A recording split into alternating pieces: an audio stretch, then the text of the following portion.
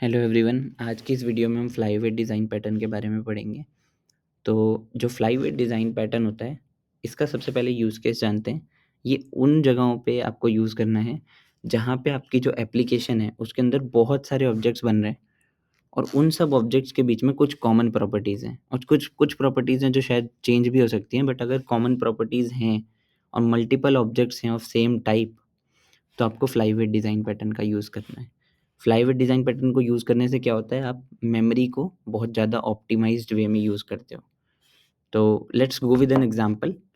यहाँ पे आप देख सकते हैं मेरे पास पहले हम एक ऐसा एग्ज़ाम्पल लेते हैं जिसमें हम फ्लाईवेट डिज़ाइन पैटर्न को इम्प्लीमेंट नहीं करेंगे और अगर हम उसे इम्प्लीमेंट नहीं करेंगे तो उसका क्या लॉस हमें होगा, वो चीज़ हम देखेंगे।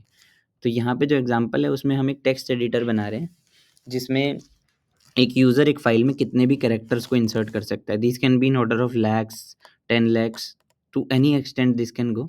तो एक फ़ाइल में जितने भी कैरेक्टर्स एक यूज़र लिख सकता है, उतना इसका स्केल हो सकता है, उतने नंबर ऑफ ऑब्जेक्ट्स हमारे पास बन सकते हैं एप्लीकेशन के अंदर। तो अगर आप देखें यहाँ पे मेरे पास एक टेक्स्ट एडिटर है, जिसमें यूज़र आके कैरेक्टर्स को इनपुट कर रहा है। हर कैरेक्टर के 4 प्रॉपर्टीज़ हैं। एक तो सिंबल, जैसे कि ए, बी, सी, डी, 1, 2, 3, 4 कुछ भी हो सकता है कैरेक्टर। फिर उसका फ़ॉन्ट, उसका साइज़ और उसका कलर।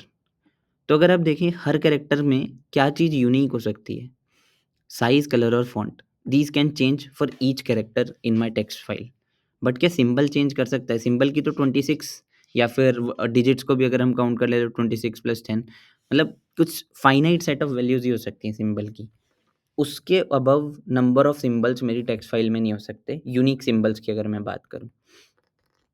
तो बट अभी क्योंकि हम फ्लाईवेट डिज़ाइन पैटर्न यूज़ नहीं कर रहे हैं, तो हमने क्या किया है, बस एक कैरेक्टर नाम का ऑब्जेक्ट बनाया है जिसको 4 प्रॉपर्टीज़ दे दी हैं। अब मेरा यूज़र आता है, वो बेसिकली कैरेक्टर्स को इनपुट करना शुरू करता है, तो पहला वो कैरेक्टर C1 बनाता है, फिर C2 बनाता है, फिर C3 बनाता है और वो सारे कैरेक्टर्स की ये चारों प्रॉपर्टीज़ को स्पेसिफ़ाई करता है। और अगर आप सोचें तो मेरी होस्ट की मेमोरी में कितने ऑब्जेक्ट्स बन रहे होंगे? द आंसर इज़, यहाँ पे इसके लिए अलग से मेमोरी एलोकेट होगी, इसके लिए अलग से मेमोरी एलोकेट होगी, इसके लिए अलग से, और इन सब की तो अलग से होगी ही। तो आप देखेंगे कि यहाँ पे कैरेक्टर ए के लिए मैंने 2 बार मेमोरी को एलोकेट किया है। मेरे पास जो नंबर ऑफ ऑब्जेक्ट्स बन रहे हैं, जिस और हर ऑब्जेक्ट्स में जितने वेरिएबल्स हैं, उसमें ए 2 बार काउंट हो रहा है। 2 बार ए आया तो 2 बार उसके लिए मेमोरी एलोकेट होगी। पर क्या हम इसको ऑप्टिमाइज़ कर सकते हैं? इसको ऑप्टिमाइज़ करने के लिए ही आता है फ्लाईवेट डिज़ाइन पैटर्न। तो फ्लाईवेट डिज़ाइन पैटर्न में हम लोग क्या करते हैं, जो प्रॉपर्टीज़ कॉमन हैं अक्रॉस ऑब्जेक्ट्स या फिर उनका एक फाइनाइट सेट है, उनको हम कैरे एक फ्लाईवेट बना देते हैं और जो प्रॉपर्टीज़ चेंज हो सकती हैं, उनको हम रन टाइम पे लेते हैं। तो अगर आप देखेंगे कि यहाँ पे जो मेरा पिछले एग्ज़ाम्पल में कैरेक्टर था, उसका एक डिस्प्ले मेथड था जो चारों प्रॉपर्टीज़ को डिस्प्ले करता था।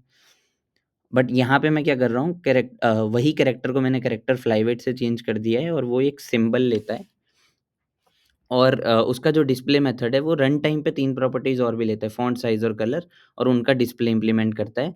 तो सिंबल वो फ्लाईवेट में से ले लेता है और फ़ॉन्ट, साइज़ और कलर वो बेसिकली रन टाइम पे ले रहा है यूज़र से डिस्प्ले करने के लिए।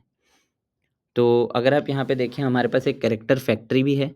अब क्योंकि हमें ऑप्टिमाइज़ करना है कैरेक्टर सिंबल की स्टोरेज को, तो हम यहाँ पे फैक्ट्री डिज़ाइन पैटर्न का भी यूज़ कर रहे हैं। Factory design pattern, just to recap, क्या होता था कि हम एक फैक्ट्री बनाते हैं और उस फैक्ट्री में कुछ लॉजिक लिखा होता है कि यूज़र अगर मुझे ये इनपुट देगा तो if this input then I will give this specific object of this type. तो यहीं पे हमने एक फैक्ट्री बना दी है। इफ़ यू सी, यहाँ पे मेरे पास एक मेंबर वेरिएबल है, map of character to character flyweight, और यहाँ पे गेट कैरेक्टर करके मैंने मेथड इम्प्लीमेंट किया हुआ है, जो क्या करता है कि आप कोई भी सिंबल दो, ए बी सी डी 1 2 3 4, अगर तो फ्लाईवेट्स का जो मैप है उसमें वो सिंबल पहले से प्रेजेंट है, if it is already present, तो वो उस सिंबल को रिटर्न कर देता है। बट अगर नहीं प्रेजेंट तो इट विल पुट इट। तो यहाँ पे पुट इफ एब्सेंट मेथड यही कर रहा है, put it if it's not present, if it's present then get it and return the same variable, same object. तो यहाँ पे ही बेसिकली कैच है। इफ़ यू सी, इस फ्लाईवेट्स मैप में कितनी एंट्रीज जा सकती हैं, जितने नंबर ऑफ पॉसिबल कैरेक्टर्स हैं, जैसे कि 1 टू 26, अगर मैं सिर्फ इंग्लिश अल्फ़ाबेट्स एक्सेप्ट करता हूँ, तो 26 टोटल की वैल्यू पेयर्स इसके अंदर होंगे, जिसमें कैरेक्टर ए के corresponding character flyweight with symbol A stored होगा। तो अगर आप विद फ्लाईवेट वाले एग्जांपल को देखें तो यहाँ पे हम एक फैक्ट्री को इंस्टेंशिएट करते हैं, character flyweight C1 is equal to factory dot get character A. यहाँ पे मैंने सिंबल पास किया ए, तो फैक्ट्री क्या करेगी, मैप के पास जाएगी, देखेगी ए नहीं है तो ए को इंसर्ट कर देगी, एक एक की होगी ए, उसके कॉरेस्पॉन्डिंग हमारे पास एक फ्लाईवेट का ऑब्जेक्ट बन जाएगा मेमोरी में। फिर दोबारा से हम ए को ही बेसिकली गेट करने की कोशिश करेंगे। तो यहाँ पे क्या होगा, क्योंकि मेमोरी में एक ऑब्जेक्ट ऑलरेडी ए के लिए एग्जिस्ट करता है तो सेम ऑब्जेक्ट मुझे रिटर्न होगा। तो यहाँ पे ही ऑप्टिमाइजेशन हुई है बेसिकली, इफ़ यू सी। तो हमने डुप्लीकेट ए के लिए मेमोरी एलोकेट की ही नहीं, बिकॉज वो सिमिलर ऑब्जेक्ट था। तो यहाँ पे हमारे पास C2 में C1 का बेसिकली एक तरह से रेफरेंस ही होगा, it won't B actual memory allocation.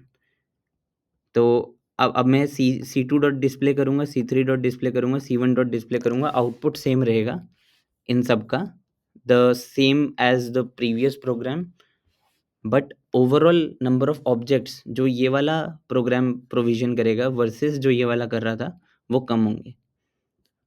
तो हम यहाँ पे देख सकते हैं कि जैसे ही हमने फ्लाईवेट डिज़ाइन पैटर्न लाया तो हमारी जो हाई मेमोरी कंजम्पशन की प्रॉब्लम थी वो सॉल्व हो जाती है। परफॉर्मेंस इश्यूज़ बहुत कम होते हैं बिकॉज़ जितने ऑब्जेक्ट्स क्रिएट होते हैं फिर वो डीरेफरेंस हो जाते हैं मेमोरी से। मतलब जब तक आपकी एप्लीकेशन यूज़ कर रही है तब तक ठीक है, बट पोस्ट सम टाइम वो एप्लीकेशन उन ऑब्जेक्ट्स को यूज़ नहीं करती। तो इफ़ यू नो, जावा में एक कॉन्सेप्ट होता है गार्बेज कलेक्शन का, जिन भी ऑब्जेक्ट्स को कोई भी रेफरेंस नहीं कर रहा होता उन सब ऑब्जेक्ट्स को क्लीन अप करने का काम होता है गार्बेज कलेक्टर का।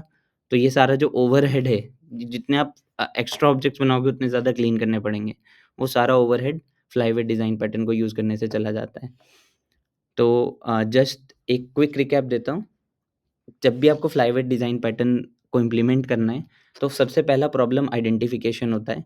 Problem identification is multiple similar type of objects with kind of properties which have a finite set, तो उनका हम फ्लाईवेट बनाते हैं।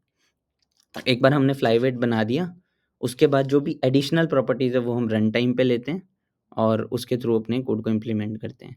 आई होप आपको फ्लाईवेट डिज़ाइन पैटर्न इस वीडियो के थ्रू समझ आया होगा। If you like the video then press the like button and also subscribe, feel free to subscribe the channel.